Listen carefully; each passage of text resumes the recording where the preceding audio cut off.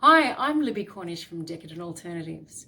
Welcome to the 14th video in my online gluten-free baking classes. This video is we're going to focus on making free-formed loaves, so like a cob loaf. Now, when you use a tin, you've got the sides of the tin to actually help the loaf form.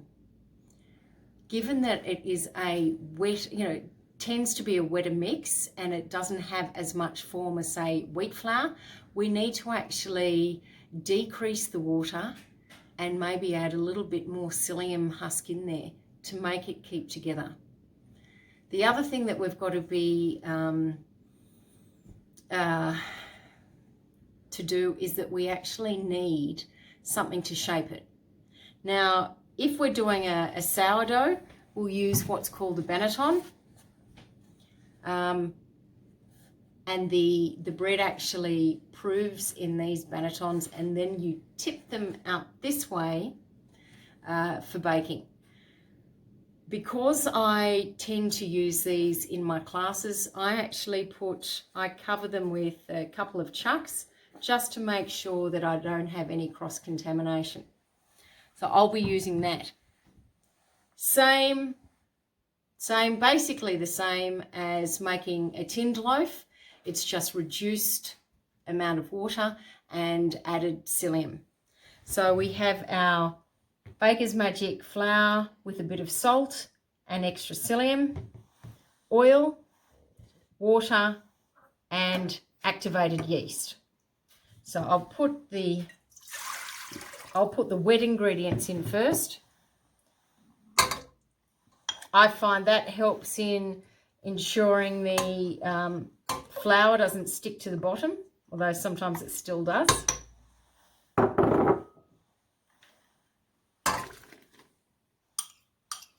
Get all that froth in.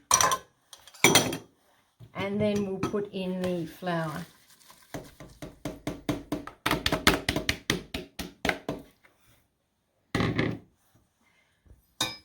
Once again, I shall give it a mix first, then scrape down the sides.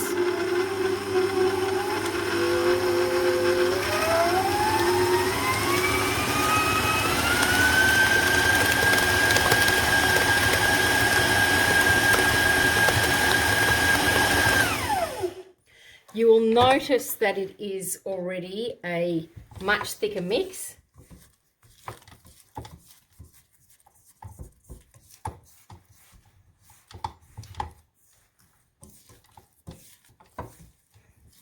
And I'm going to give it another couple of, I'm going to beat it for a little longer just to ensure that there's no lumps in the dough.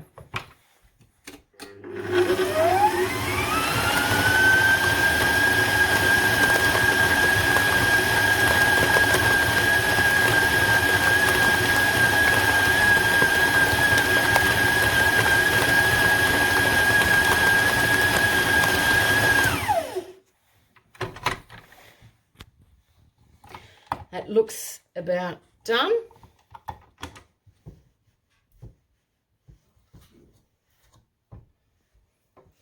You'll see that it really is a much stiffer mix. Now, to get it into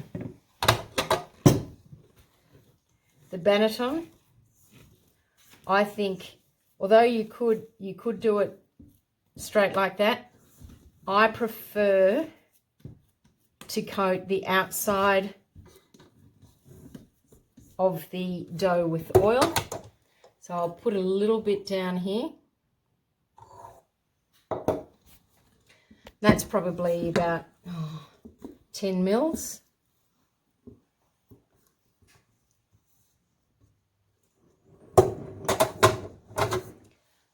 Little on my, and you can see how sticky it is without the oil. It is easier to handle if you do have the oil there. Basically, you want to get a smooth a smooth top, and this will go face down into the banneton. Plop. So I spread it out, basically prove that in there for about 30 minutes. Now I have proved one in the, proved one in the fridge. I'm going to put these down to get rid of that oil.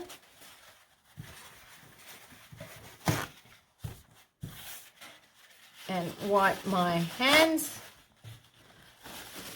So I've proofed one in the fridge. It has overproofed a little. However, you'll be able to get it. Now I'm going to put it into, I'll tip it out onto this baking paper. So here, this is, as you can see, where it's got to. Tip it out gently.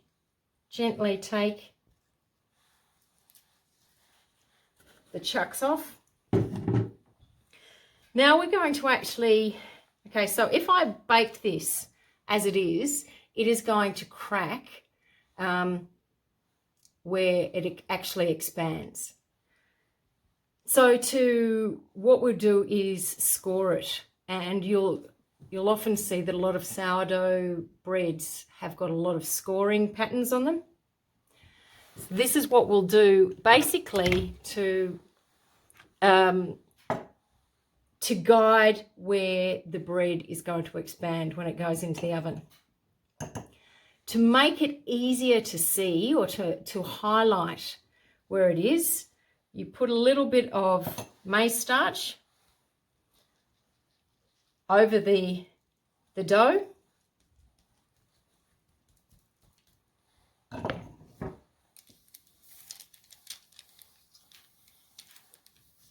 Bit more I think a bit more if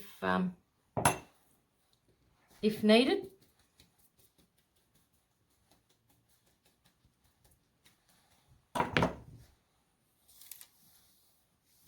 Just gently, and you can see it's sort of puffy.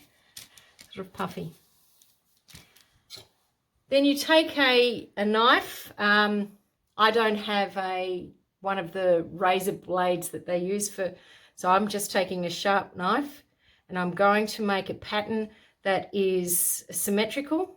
So if I go here, then turn it around, and then go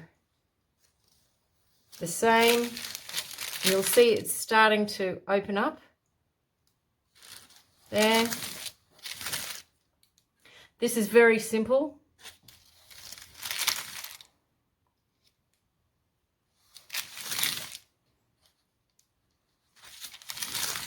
I find it easier if you do it symmetrically and go to the other side. When it actually bakes, that it's fairly even. Now, a lot of sourdoughs, they'll bake in a Dutch oven, essentially a large casserole dish with a lid on it. I don't have one, but the one that I baked, and I'll show you soon, I used a deep saucepan or fry pan. Basically, you put it in and bake it in that, like that. The one that I have done tonight is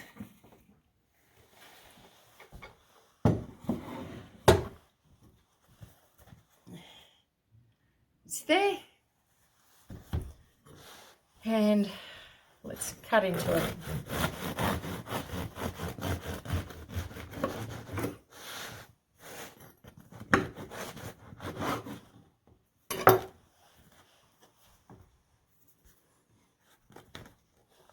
Fantastic. Thank you. I hope you enjoyed it.